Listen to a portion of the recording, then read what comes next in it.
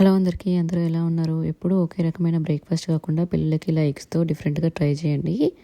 So ఇంకా ప్రాసెస్లోకి వెళ్ళిపోదాము. ఒక బౌల్ తీసేసుకొని అందులో టేస్ట్కి సరిపడినంత salt, chilli powder, coriander powder, కొంచెం పసుపు కూడా వేసేసుకొని అవి మిక్స్ కావడానికి కొంచెం ఒక ఫ్యూ డ్రాప్స్ మిల్క్ కూడా వేసుకోవాలి. నెక్స్ట్ సన్నగా చాప్ చేసుకున్న green chilli, onion, spinach, capsicum, coriander, curry leaves ఇవన్నీ కూడా వేసేసుకొని నెక్స్ట్ ఒక 3 ఎగ్స్ అయితే తీసుకున్నాను. అవి బీట్ చేసుకున్నాక బ్రెడ్ని కూడా సన్నగా చాప్ చేసుకోవాలి. చిన్న చిన్న ముక్కలు చాప్ చేసేసుకొని వాటిని కూడా ఎగ్లో వేసేసుకొని మిక్స్ చేసేసుకున్నాక ఒక ప్యాన్ పెట్టేసుకొని ఆయిల్ వేసుకోవాలి. ఆయిల్ వేడైపోయిన తర్వాత ఇందాక ప్రిపేర్ చేసుకున్న ఎగ్ మిక్చర్ని ఇందులో వేసేసుకొని ఒక సైడ్ కుక్ అయిపోయిన తర్వాత ఇంకో సైడ్ వేసేసుకొని కుక్ చేసుకోవాలి.